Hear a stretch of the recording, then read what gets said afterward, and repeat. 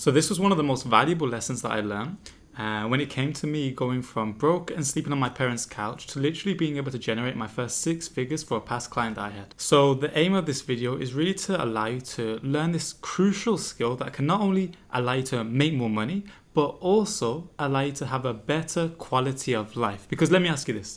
Are you aware that there's people out there right now who are super successful or have tremendous amounts of money, yet they are still kind of depressed, kind of stressed out, kind of not feeling the best, right? There's so many people like that. But now, as I say this, I know that there might be some questions in your mind because I know on the thumbnail of this video, you would have seen me say, you need more stress, right? But now I'm here saying that stress is not good and that it's not ideal to have stress in your life.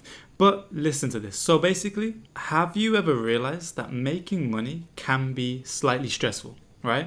And I don't know if you've realized this. Why is this? Why does it sometimes the case where making more money or making money produces a bit more stress in your life? I don't even notice this. If you create a service, a product, a message, what you are doing when you are receiving money for your product, your service, your message, you are actually taking in exchange someone else's stress on board. Now, what do I mean? So you might be thinking, but I'm taking money. How am I taking the stress? Even if you take, let's say, for example, let's take a few examples. Let's take a software engineer. When they're taking a new client to do some code or a web page or something, yes, they may take 5K, 10K, 20K, however many K to do this service. But what they're also taking on board, so they're receiving the money, but in exchange, they're also getting their client's stress. In a sense where now that client doesn't have to stress about making a website themselves, the web developer does that, the software developer does that. Even if we think about, let's take an accountant, right? Accountants make a decent amount of money, obviously not tremendous amounts of money, but for the schooling system, a good amount of money, right? The accountant, when they take on a business's accounts, they receive money every month. The business pays them to do their accounts, but they're also taking on board some extra stress in the sense of now that business doesn't have to worry about their accounts, but who does? The accountant. So I don't know if you've noticed that making money is also directly linked to accumulating some form of stress, right? I'm not just speaking about the stress where you're pulling your hair out, but stress of extra workload, extra things involved, extra moving parts, and also the stress where sometimes people are pulling their hair out, literally. Just to really hammer home this point, let's not even take some massive job out there where you're doing things for companies. Let's just take a hairdresser. Right? A hairdresser, they are receiving money to do someone's hair, but that person whose hair they're doing, that person no longer has to worry about washing their hair that particular day or even changing their hair color or dyeing it and all the faff that comes with dyeing their hair or cleaning their hair or doing anything to their hair, cutting their hair. Who has taken that stress on board? The hairdresser. But you might be thinking, but the hairdresser's not stressed doing that. That's what they do every day. But that's because they've trained themselves to adapt to that particular stress. Whereas for you, washing your hair 10 times in a day might be kind of stressful because you've got other things to do. You want to do this, you want to do that, you want to go here, you want to go here. But for the hairdresser, that's what they're doing. They've adapted to take on that stress. Even if we take, let's say for example, let's take a cleaner. I just put a brush outside. Let's take a cleaner, right? A cleaner, you might think they're just cleaning. It's not too major, but now you're not having to stress about your job. Now you're not having to stress about finding extra time to clean your house. The cleaner's doing it for you. Right? They're receiving money, but also taking on the extra stress. So to sum all of this up, when you are receiving money, you are in theory accumulating extra stress. So what does this mean? It means in theory, if you can take on board more stress than the other person, you can make more money. And I want you to think about this. Think about the biggest problems in the world. Is it not true that the biggest problems get paid the most? Right? If you can solve a problem that lots of people are facing, you will get paid a lot more. Like let's even take Elon Musk, right? Elon Musk has 2 very big companies. Obviously, he's not the majority shareholder, but he is a shareholder of these companies. You will probably know Tesla, SpaceX. These companies are creating solutions to very big problems out there. For example, the problem of we're running out of fossil fuels. Okay, we're running out of fossil fuels. Also, now how can we adapt electric cars?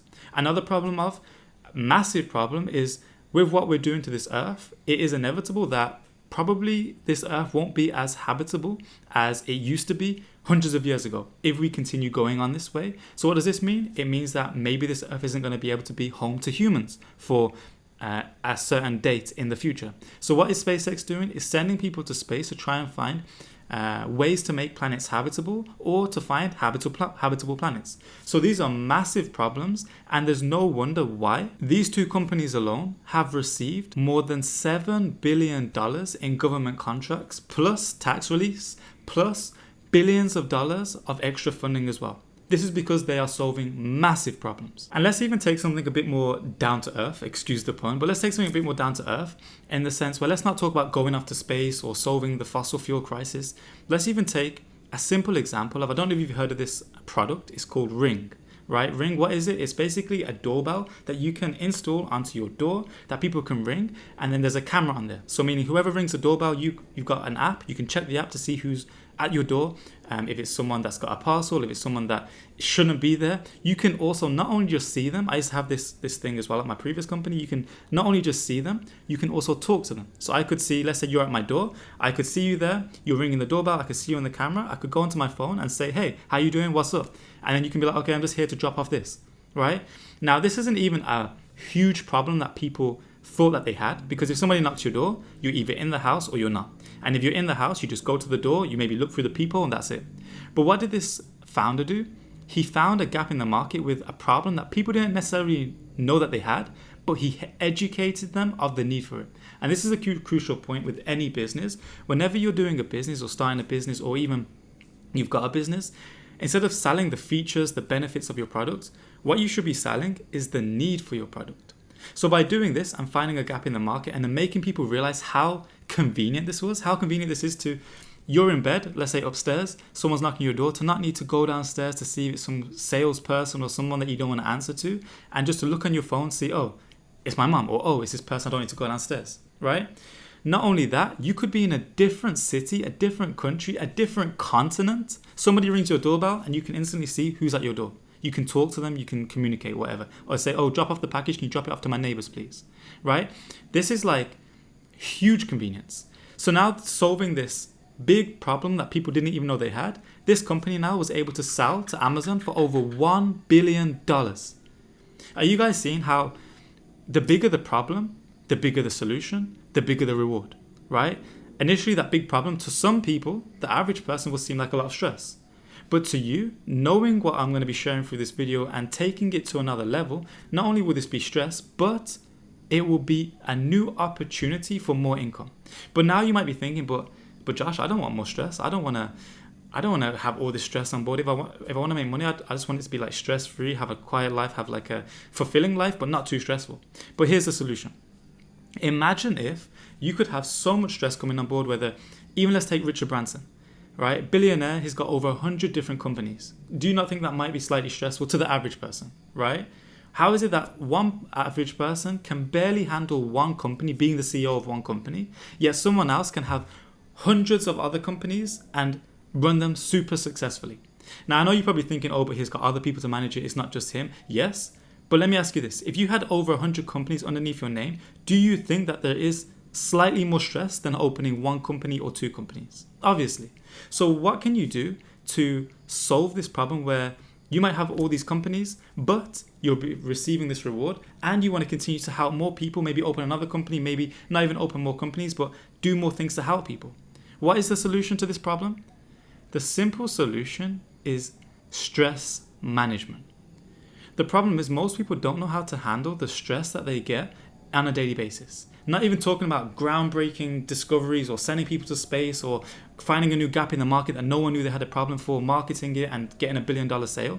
I'm just talking about the average common day stress. Most people don't know how to handle stress, which is why most people stay broke, right? So what I'm saying here is if you can learn how to adapt and learn how to handle stress better than the average person, not only for one company, or even if you're not running a company and you're just doing a job that you enjoy, even at that job, if the boss can see that you can handle all these different things more than anyone else, do you think that they're going to be more likely to maybe pay you a bit more to do those jobs because you're doing it better than anyone else, right? This is why managing your stress is not just for business owners. It's not just for having a job. It's for everybody. If you can be that person where no matter what situation's happening, stressful or not, someone comes to you like, oh my gosh, we've just deleted all the things in your department and now we're not going to be able to make sales. All this stuff's going wrong. What are we going to do? Instead of you being like, what the beep are you doing? Like, I'm going to fire you. I'm going to fire you. I need to figure this out. What's going to happen? Now you can be calm.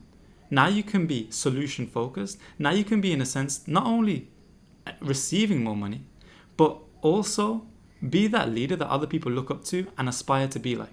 They just look at you just a bit like, how do they handle so much? They're doing this, they're doing this, they're doing this.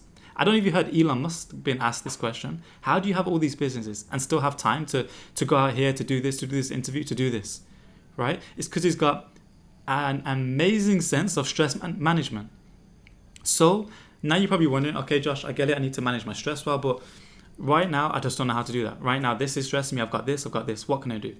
The simple solution, just to wrap this video up, is all you need to do is simply create a buffer between the external stimulus, the thing that's happening in your environment, whether it's someone telling you something, or this happening in your company, or this happening in your work, or your relationship going like this, or this happening, creating a buffer between what's happening on the outside to what is going on the inside.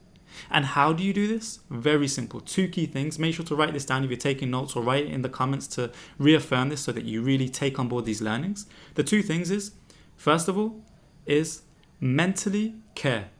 Okay? Mentally care about the problem. This is not to say that you're going to be all up in the clouds. Okay, this doesn't matter. I don't care. Who cares? Who cares? The business can fail. No. This is saying that you're still caring. But the second thing is emotionally not being dragged by it. What does this look like? It's just like, let's say, for example, an example that's coming to mind is, let's say you're going fishing, you've got the fishing rod, you've got the hook, right?